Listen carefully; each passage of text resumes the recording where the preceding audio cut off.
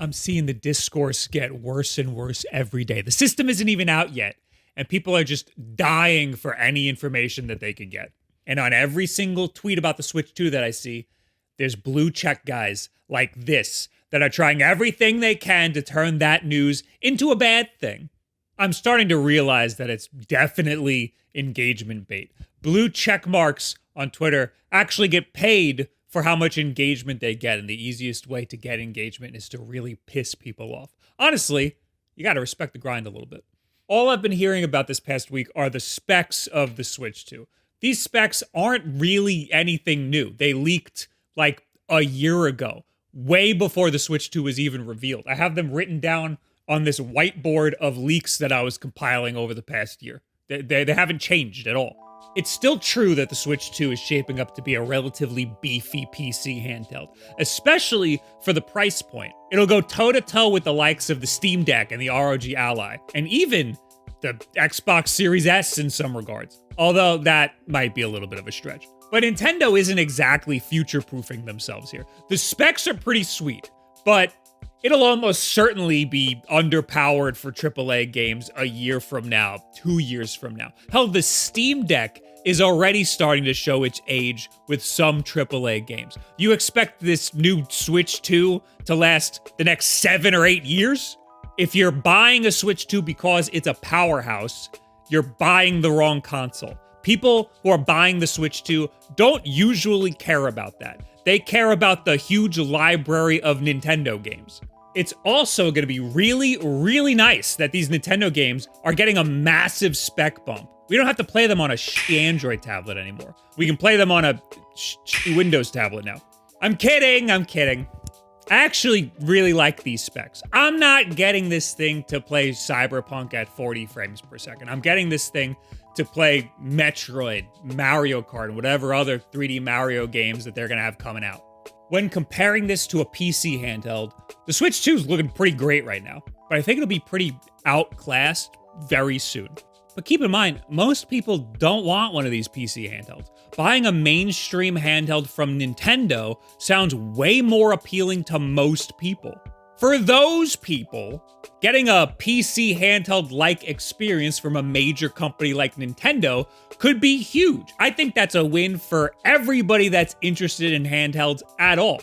Developers will be more interested to optimize their games specifically for the Nintendo Switch 2, and that could help optimize games for PC handhelds as well, similar to how developers optimize their games for Steam Deck, and then those games can work better on PC handhelds and low-end PCs. It's a win for everybody.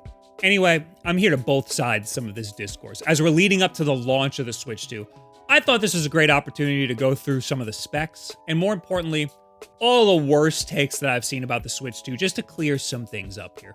And hey, maybe we'll actually learn something here. But probably not. I'm sure my words will be spun into some insane talking point for some blue check to make a couple of bucks. Hey, time for me to make a couple bucks. This video is sponsored by Factor, a meal delivery service that keeps you healthy in the most convenient way possible. Did you know they also do gift cards? So that can make the perfect gift for Father's Day. Oh no, it's my divorced stepdad. Well, I guess I should. Hello? Yeah, he's got this YouTube channel? Nah, it's way worse than that. Hello? Oh, wait, hold on a second. Hello? Hey, hello? Okay, hello? Hi, hello? hey, hello? Hello? You called me. Oh, hey, champ. I'm 35, what's up? Hey, how's it going? I just wanted to check in on you. You know? No, you didn't. You called me for something. Yeah, you're right. I forgot what I called you for. Did you call me to thank me for the gift card? Oh, yes! The gift! Thank you so much. The gift, which was definitely a gift card. Yes, thank you. A card it was for Factor. What's Factor? Okay. Well, Factor is a meal delivery service with meals that are ready in just 2 minutes. All you have to do is heat and enjoy. It's chef-curated, dietitian-approved meals delivered right to your door with dishes like ancho lime salmon, shredded chicken cavatappi, smoky Gouda chicken. You lost me at good chicken? Keep going though. Keep going. Come on, do the rest of the spiel. I want to hear more about your life because I miss you. I love you.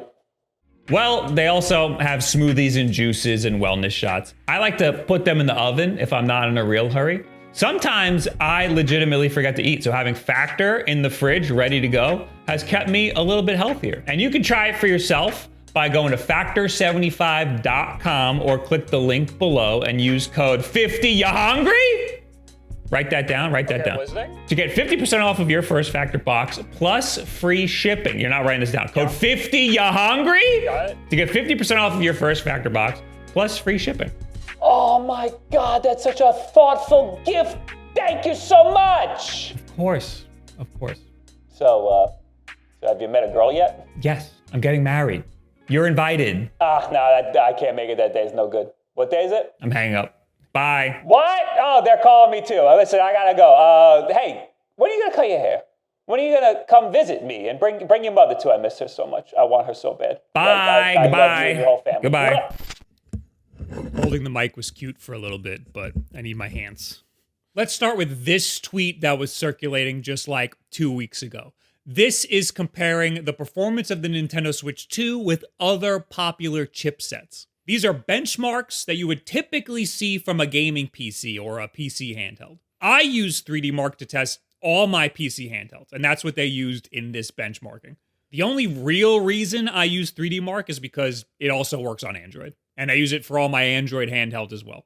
It's a great tool for getting a pretty broad picture of what the performance of a device might look like, but it doesn't paint the whole picture. Not every game utilizes system resources in the same way that 3D Mark does, and different games are optimized for different setups. Like I said, maybe a game has a deal with NVIDIA and works better on NVIDIA GPUs. Like I said, benchmarks paint a very broad picture. It's like a Monet. It's very large, and you can kind of see what they're going for if you step all the way back and squint. Now, do the one after he went blind. That's a 3D Mark test. In my own testing, the original MSI Claw, the handheld that everybody hated, that benchmarked really high. But some games just weren't compatible. And games that were compatible had some weird stutters. The Lenovo Legion Go S benchmarked poorly, but some games like Fortnite ran great. It also didn't perform that bad. So this 3D Mark test was a little off. On the Android side, the Retroid Pocket Classic that I just reviewed benchmarked the worst out of anything I've ever tested in 3D Mark. And it, wasn't all that bad. It played some graphically demanding games just fine. My point is, just don't take benchmarks as gospel. They can kind of sort of tell you what might happen with the performance of a device. Also, the benchmark we have here isn't even from a Nintendo Switch 2.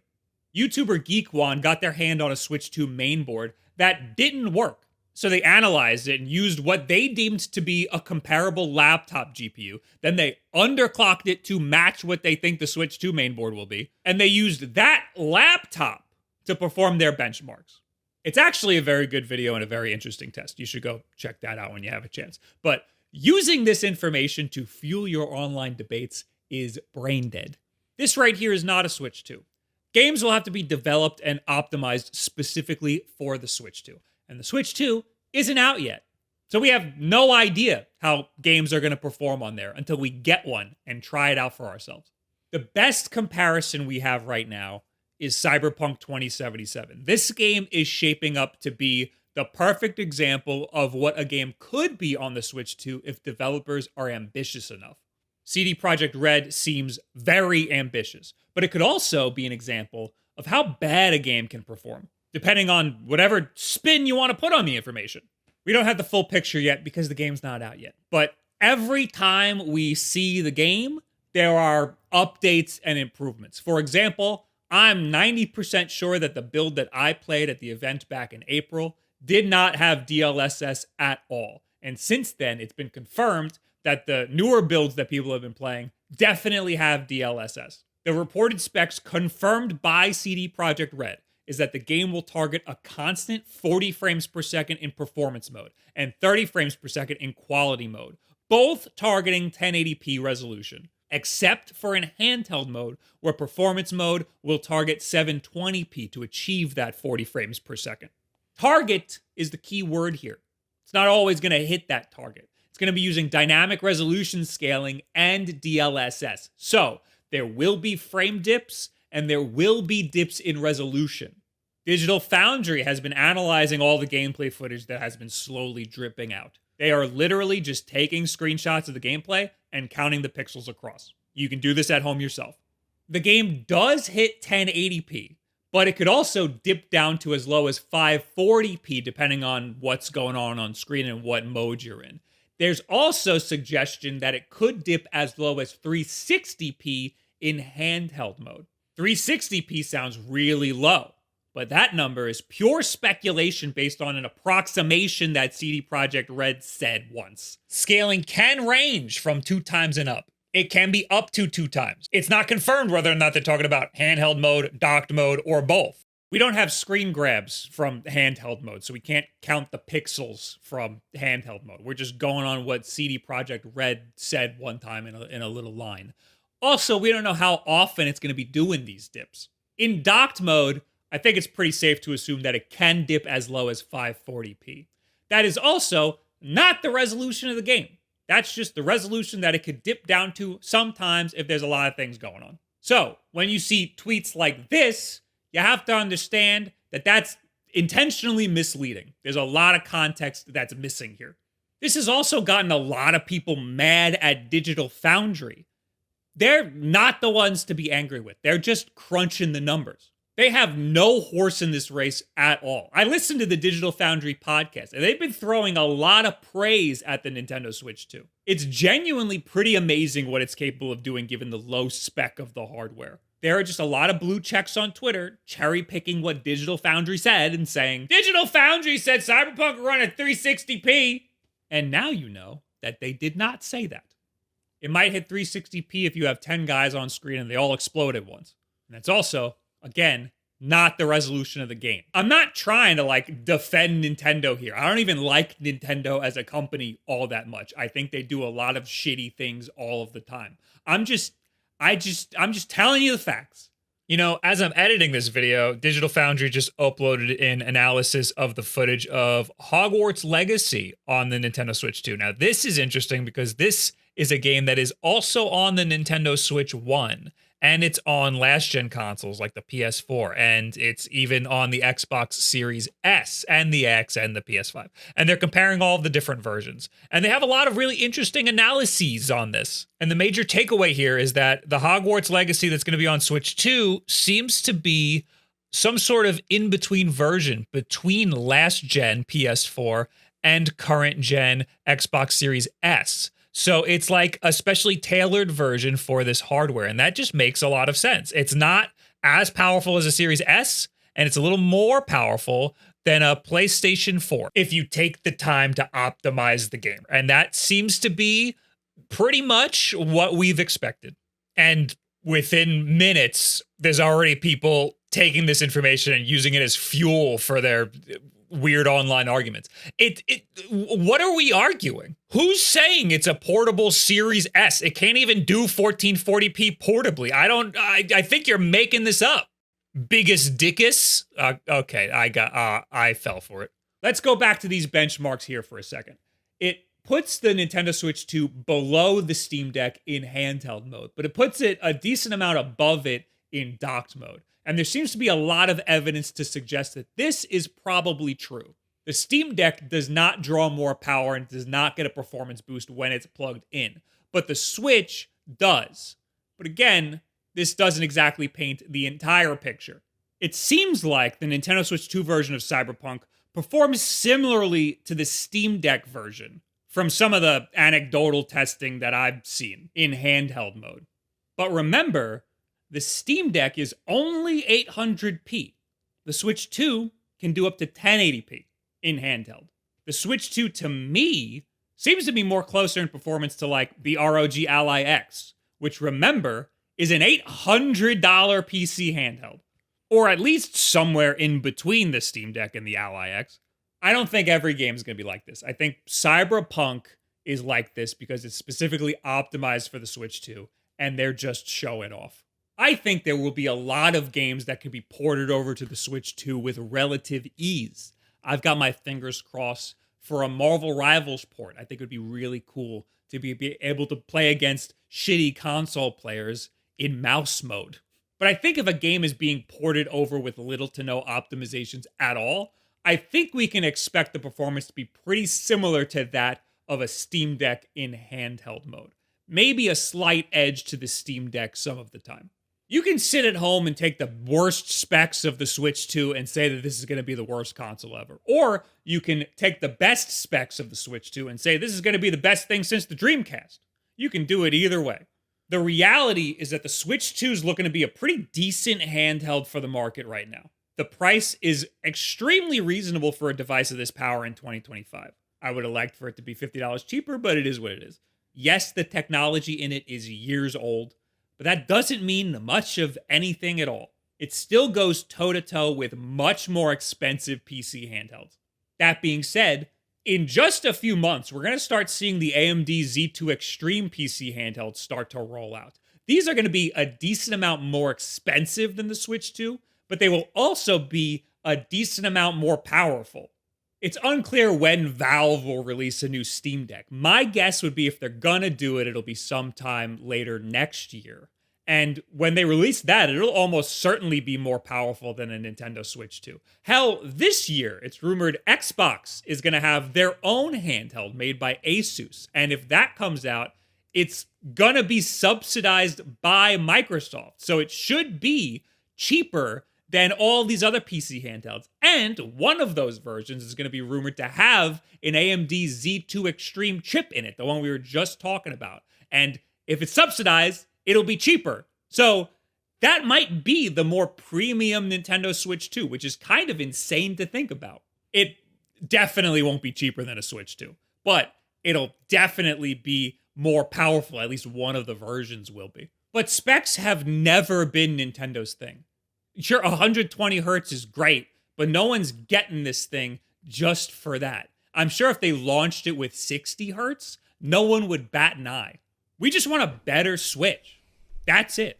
I rarely pick up my Switch 1, but every time I do, I'm reminded by just how good it feels. No, it's not the most ergonomic handheld, but it has some of the best build quality out there.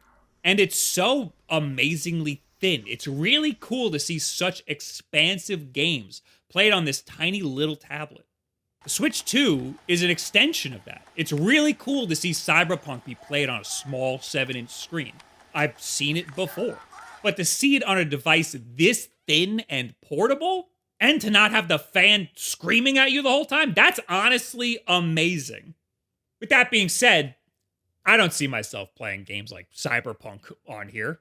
I'm probably going to get it for the sake of benchmarking, but I got plenty of other devices I'd rather play Cyberpunk on. That game, to me, seems like it belongs on a more powerful console. I like the idea of a game like Cyberpunk on the Switch. It's cool that it can do it, but it's not meant for that. I see myself playing mostly just the first-party Nintendo stuff. Having Mario Kart get a massive spec bump is worth the price of admission to me. Metroid's a game that'll be out on the Switch 1, but on the Switch 2, look at this massive spec bump that you get. And mouse mode? And that's just some of the stuff we know about so far. Don't let anybody tell you that the Nintendo Switch 2 is dog just because it can't reach the power of a PlayStation 5. This thing is going to be less than 1/10 of the size of that PlayStation 5. You're very, very stupid if you think that people are excited about the Nintendo Switch 2 because it can achieve the power of that PlayStation 5. That is not what's happening. People are excited that a little tiny thin tablet that is 1/10 of the size of that PlayStation 5 can even come anywhere close to a fraction of the power of that PlayStation 5. I'm not trying to replace my PlayStation 5, although maybe I am. I'm just happy to be getting something with higher spec Nintendo games on it. Some people would like just one console, and I think that's reasonable. Some people just really like the flexibility of being able to take their console with them, even if it means a slight downgrade in some games. And those people are excited to have something that can play Final Fantasy VII Remake pretty well. The discourse about this game specifically is that Final Fantasy VII Remake on the Switch 2 is like the better version of Final Fantasy VII Remake with some optimizations, and the one that's on the PS4 is the older version. And that's it. And that's it. It's not like running the game better. It's just a different version of the game. And that version happens to look nicer some of the time. I truly don't know what this guy's smoking. This seems like more rage bait in the opposite direction. I don't think people are expecting the same quality of gameplay on their little tiny tablet as they are on the mini fridge that's in their living room. And even if they are, you don't have to use blatant lies to argue with them. You can just tell them a fact. How about that? What do you think we could fit in there? Like 6 soda cans if they're like vertical? I don't drink soda. The bubble, I can't burp. The bubbles make me feel bad. What do you think? Like 4 chicken rolls if they're vertical? So what do you guys think about the landscapers that decided to start working right now? What do you guys think about this discourse with the Switch 2? Where do you think it fits in the zeitgeist with all of these other consoles and PC handhelds that are out right now? I think more importantly than specs and benchmarks, where does it fit in your life with all of these other handhelds and stuff? I think to most people, it's not so much a specs thing, it's a lifestyle thing. Leave in the comments below, at me on Twitter, any and all this other social media garbage. I stream on twitch.tv/WulffDen pretty often. I stream here on YouTube some of the time, but they're mostly over on Twitch. Next week, I'll hopefully be getting the Lenovo Legion Go S, the one with Steam OS on it, so we'll have a video on that. And then the very next video after that will hopefully be the Switch 2 in my hands. So if you want to see that, make sure you're subscribed, because most of you aren't. You're just getting my videos on your home feed. And if that's how you're getting my videos, eventually YouTube will just stop showing you my videos. And do you want to not see this? I don't blame you either. And if you are subscribed, you could just share this video with a friend who you are arguing with. They will, this will not convince them. Thank you very much. Have yourself a very good week.